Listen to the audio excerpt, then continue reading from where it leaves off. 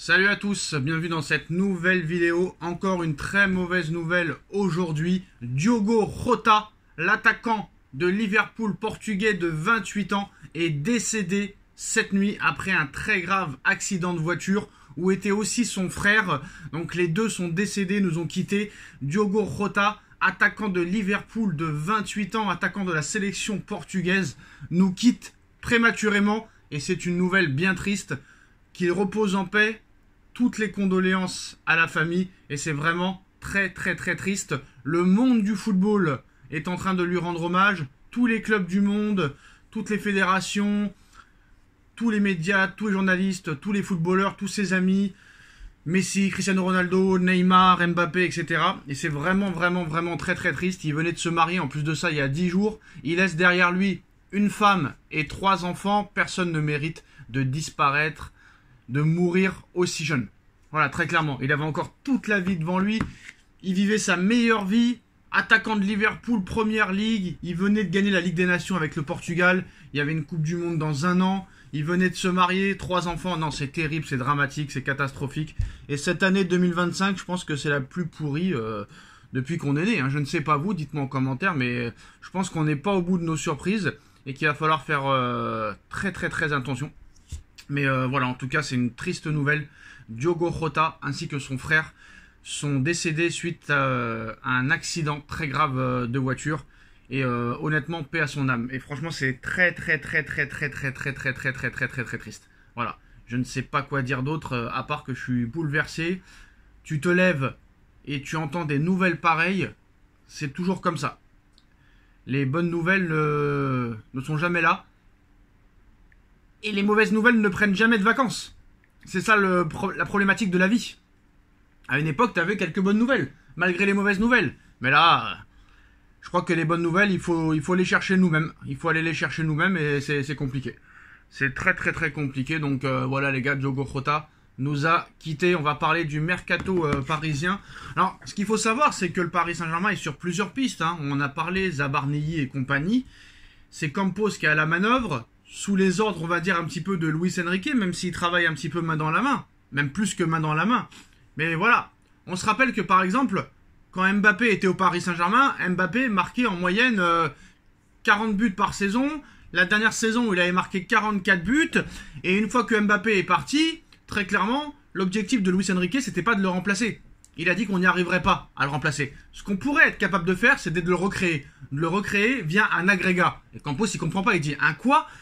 Il expliquait, Enrique, que Mbappé, depuis qu'il est au Paris Saint-Germain, ou surtout sur les 4-5 dernières saisons, toutes compétitions confondues, il mettait 40 buts. Par exemple, il prend l'exemple de la dernière saison 2023-2024, où Mbappé enregistre 44 buts. Et bah lui, il a dit que, avec Barcola, avec Ousmane Dembélé, avec Asensio, avec Désiré Doué et Kangin Lee, il faudrait que tous ces joueurs-là, ou au moins 4 de ces joueurs-là, marquent autant de buts que Mbappé. Qui préférait que ces 4 joueurs-là marquent autant de buts que Mbappé. Répartis. Donc Mbappé explique, Enrique expliquait que Mbappé marquait 44 buts par saison. Mbappé n'étant plus là, tu peux pas le remplacer. Donc maintenant, on cherche 4 joueurs. Et puis c'est Dembélé aussi, j'ai oublié Dembélé. On cherche 4 joueurs qui soient capables de marquer autant de buts que Mbappé. Donc 4 joueurs qui marquent 11 buts chacun, ça fait 44 buts. Et à l'arrivée, on a eu plus que ça. Dembélé numéro 9, personne n'y croyait. Très clairement, Enrique a expliqué à Campos et à tout le monde qui croyait en Mbappé numéro 9. Mbappé était peut-être le plus mauvais numéro 9. Je parle de numéro 9, pas des joueurs de côté qu'on ayait. Et Campos, il fait, tu veux comparer Mbappé à Dembélé en numéro 9, ça va être compliqué, sachant que Dembélé marquait 5 buts par saison à Barcelone ou au Paris Saint-Germain. Et progression, travail. À l'arrivée, on s'est retrouvé avec Dembélé qui marque 33 buts, Barcola qui met 20 buts, Désiré Doué qui met 15 buts, Kvaratskhelia qui met 10 buts. Et à l'arrivée, t'es largement au-dessus. Donc voilà. Donc Enrique cherche plus des agrégats, c'est-à-dire plusieurs joueurs qui sont capables de faire ce qu'un joueur faisait. Très clairement.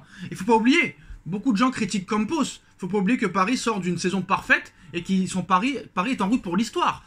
Paris peut être le seul club dans l'histoire du football à gagner 7 titres cette saison. Et ça, c'est la folie.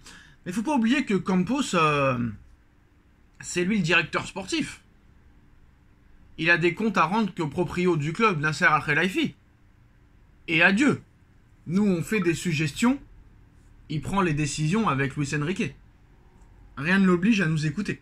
Alors, une offre folle arrive pour Nuno Mendes, éblouissant au Paris Saint-Germain cette saison. Nuno Mendes s'impose comme le meilleur joueur du monde à son poste, de quoi susciter l'intérêt des plus grands clubs européens et notamment celle du Real Madrid. La saison du Paris Saint-Germain a marqué les esprits dans le monde et en Europe avec un succès mérité en Ligue des Champions et une campagne pour l'instant impeccable. À la Coupe du Monde des clubs, plusieurs joueurs ont réalisé une saison remarquable, de Dembélé à Vitinha en passant par Achraf Hakimi en défense. Les prestations de Nuno Mendes ne sont pas non plus passées inaperçues. La preuve, malgré une prolongation au Paris Saint-Germain jusqu'en juin 2029, l'international portugais reste très convoité sur ce mercato et sur le marché des transferts.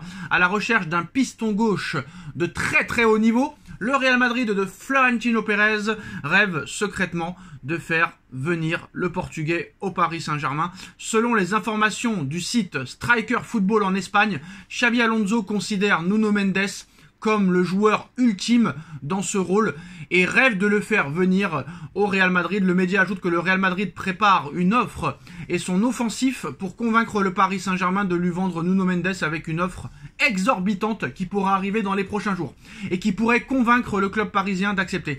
Le média ajoute toutefois que le Real Madrid a conscience de la difficulté de la tâche et sait à quel point il sera très délicat, très compliqué, très difficile de convaincre le Paris Saint-Germain de lui lâcher un tel joueur. Alors apparemment, une offre exorbitante du Real Madrid va arriver pour Nuno Mendes.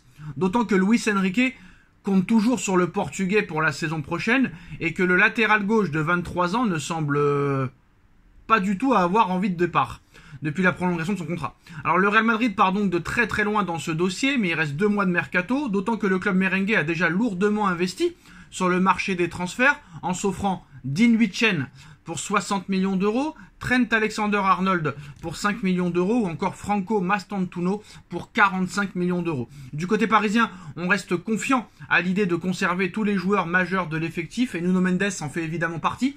Cet été, le Paris Saint-Germain cherchera davantage à recruter une doublure à Nuno Mendes plutôt que de lui trouver un successeur. Mais apparemment, l'offre exorbitante du Real Madrid pour Nuno Mendes pourrait avoisiner les 100 millions d'euros. On parle d'une offre entre 95 et 100 millions d'euros, sachant que Nuno Mendes a rejoint le Paris Saint-Germain en 2021 pour une somme de 40 millions d'euros.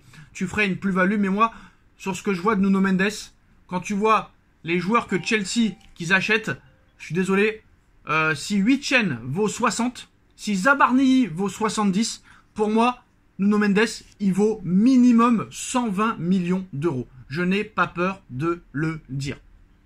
Voilà.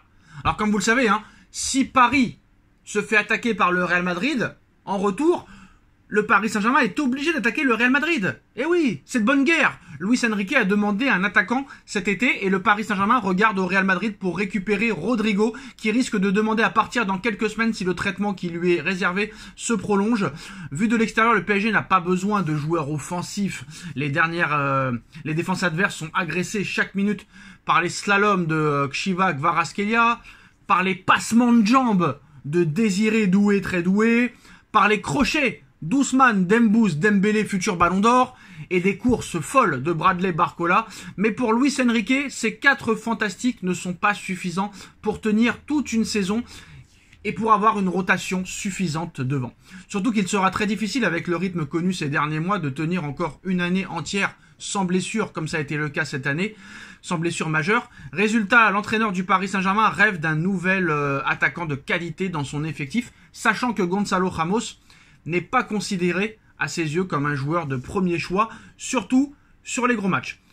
Il veut un joueur polyvalent, talentueux et déjà expérimenté, tout comme Rodrigo, et qui en plus de ça est jeune, 24 ans. Le PSG va ainsi profiter d'une situation compliquée au Real Madrid pour essayer de faire venir Rodrigo, affirme en Espagne le média Fijaes. De nombreuses raisons expliquent ce choix rendu possible par la situation du Brésilien qui ne fait pas partie des joueurs important du Real Madrid aux yeux du nouveau coach Xabi Alonso qui l'utilise très peu dans cette Coupe du Monde des clubs. Néanmoins, l'ancienne pépite de Santos a de nombreux atouts qui ont déjà convaincu Luis Enrique. À 24 ans, il est encore jeune mais possède une belle expérience en Europe. Il possède un talent qui ne demande qu'à exploser avec de la confiance. Il possède un profil polyvalent comme l'entraîneur espagnol les aime et surtout le Real Madrid sera à l'écoute des offres en juillet après la Coupe du Monde des clubs. Concernant les moins bonnes nouvelles de ce dossier, il y a le fait que le Real Madrid n'envisage pas une vente à moins de 80 millions d'euros. Franchement, Rodrigo, 80 millions d'euros, c'est presque cadeau. Et qu'Arsenal, décidément très gourmand cet été, est aussi sur les rangs pour en faire son attaquant vedette avec Victor Gyökeres, si le Suédois signe bien sûr chez les Gunners. De la concurrence donc, mais le Paris Saint-Germain a désormais du poids sur le mercato, avec ses moyens financiers, mais surtout sa récente victoire en Ligue des Champions. Dites-moi en commentaire ce que vous en pensez, et à très vite pour une nouvelle vidéo. Tchuss.